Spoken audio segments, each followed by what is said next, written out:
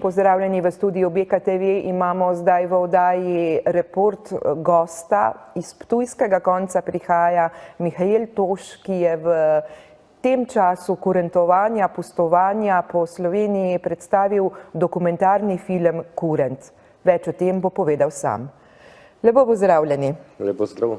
Torej, na nek način bi lahko rekli kurent o kurentu. Kurent o kurentu, ja, tako smo tudi rekli pred snemanjem, da ta moja pseudokurentija ostane gor. In nekako smo morali stopiti korak naprej.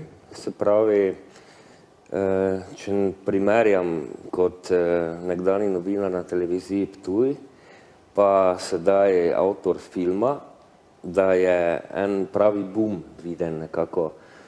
Korona čas je kulminiral vse skupaj in tudi po včerajšnjem obisku smo videli, da je zanimanje res narastlo in tako je bila odločitev zrela, da moramo ponuditi tudi v času, kjer so socialna mreža dejansko vsakodnevni spremljevalci našega življenja, nek dokument, ki bo povedal, kaj dejansko ta fenomen kurent je. Ja, takole pridno pogledava, kdo vse je pravzaprav sodeloval pri filmu, kdo vse je govoril, tako po strokovni kot predstavitveni plati. Kaj je za vas kurent? Najprej moram povedati, za vse tiste, ki se tudi morda obregnajo, kurent je. Ime kurent smo izbrali namensko že zaradi tega, ker je cel dogodek kurentovanja. Se pravi, mi sedaj pri samem naslovu se nismo šli vojne s tradicijo in poimenovanjem kurenta, to posebej opomnim na tem mestu. Kaj pa je za mene kurent? Kurent pa je simbol, ki dejansko posebej to prebujanje narave, se pravi simbol moči narave. To je tisto, ne gre zgolj za preganjanje zime, kot radi tako na hitro splošno rečemo, ampak predvsem to, torej narava si je spočila, zdaj pa je treba malo za zvonci jo prebuditi. Ne, v bistvu ima tudi ta element, s tem, da jaz kot lingvist posebej opozorim, navadimo se, če že govorimo o tem preganjanju, odganjanje zime. Preganjati zimo bi pomenilo tekati za njo, torej odženemo nekaj. Ima ta element itak po tradiciji, po drugi strani pa skozi to odganjanje zime, ker v tem kontekstu konkretnem je zima bila pojmovana pač kot neka grožnja v tistem trenutku. Se pravi, ne gre sedaj za neko hudo filozofijo v tem času klimatskih sprememb, pa je zima tista, kaj nam manjka, se pravi, moramo se postaviti v kontekst in čas in itak je bilo vse skupaj ena velika simbolika. Se pravi, tista dobra sila, ki ob nepravem času odžene zimo, se pravi, zima sama po sebi ni skozi kurenta pojmovana kot nekaj slabega, ampak v dotičnem času pa je že treba zimi reči nasvidenje in pozdraviti pomlad. Kdo so bili vaši sogovorniki v filmu? Kdo je predstavljal kurenta? Moji sogovorniki v filmu so bili osrednji govornik je dr. Janez Bogataj, ki ga je predstavil strokovne plati, potem Marija Herja Masten kot zgodovinarka pustovanja na Ptuju, gospod Peter Vesenjak, ki je kurenta umestil v turistični kontekst, potem gospod Aleš Ivančič kot predsednik Zveze društev kurentov v kontekstu kurentove hiše in dr. Aleksander Lorenčič kot direktor Pokrajinskega muzeja Ptuj-Ormož. Ker je sam projekt posvečen tudi 130. obletnici PMPO-ja, ki je nekako leta 2012 s prestavitvijo zbirke pustnih likov v spodnje prostore dejansko omogočil ta nek še večji zagon po promoviranju tradicije. Pa gre med njimi za nadgrajevanje, dopolnjevanje vsebine, se pravi govora o kurentu, se pravi kot takem, ali so mogoče ločena mnenja? V bistvu ne, gre za dopolnjevanje in tudi zmontirali smo zadevo tako, da je zelo dinamična, da ni sedaj poslušanje 5-minutnih izjav in zehanje poleg, ampak tako se vidi, da je dejansko rdeča nit in da tudi ni kaj narobe v tem mogoče malo različnem pojmovanju, vendarle nam neka različnost in širok nabor mnenj da tisto končno moč, kar se tudi vidi nenazadnje na sami povorki, ta pisanost kurentov, ampak osnovna ideja je pa itak jasna vsem. Že mogočnost samega lika nam simbolizira mogočnost dejansko celega sveta okoli nas. To je tisto, ne? Sami ste poskrbeli tudi za posnetke? Ja, v bistvu sem avtor tako posnetkov kot scenarija, kot glasbe. Kaj ti poudariti pa moram kot avtor?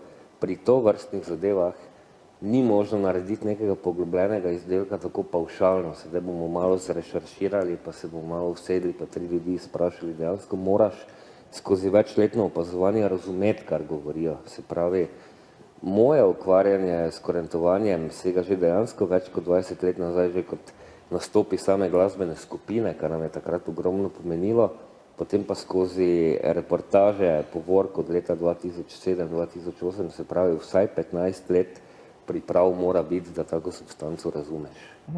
Kje je moč pravzaprav ta film, dokumentarni film videti? Nekaj na socialnih omrežjih, Ja. nekaj pa tudi že na posebnem mestu.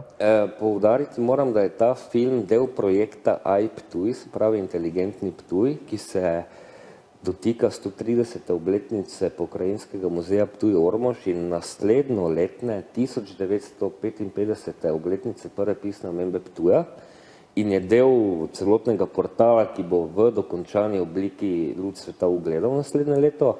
Videti ga je možno na YouTubeu, del Soli Ptuj, potem v hotelu Mitra in ko minejo ti prazniki in bo ustrezno pripravljen, ga bo moč dobiti tudi v Pokrajinskem muzeju Ptuj-Ormož na Ptujskem gradu.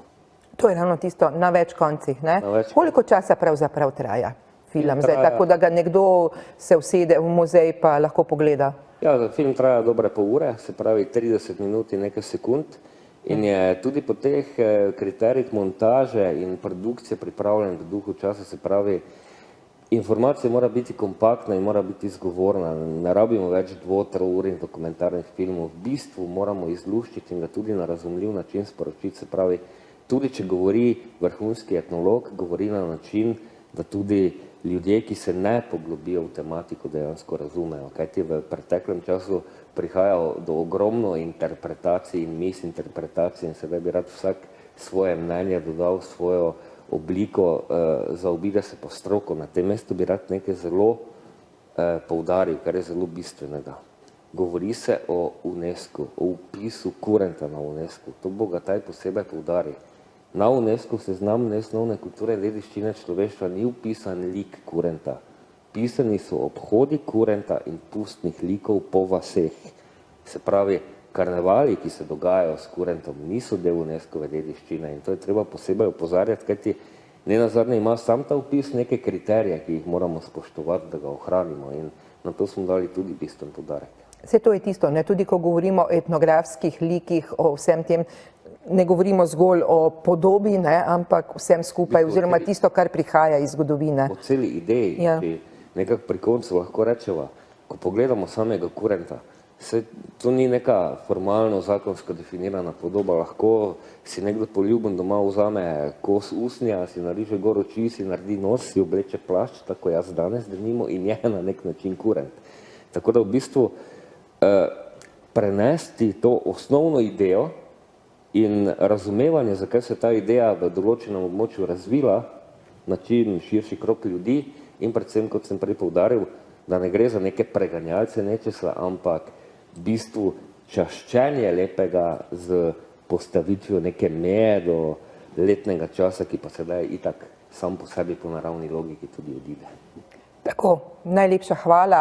Najin čas se je iztekel, ne bova se pregnala iz studija ali pa odgnala, ampak enostavno poslovila. Hvala lepa. Hvala za povabilo in vselej znova z veseljem na BKTV. Dragi gledalci in spoštovane gledalke, vi pa ostanite z nami, kar kmalu se vrnemo.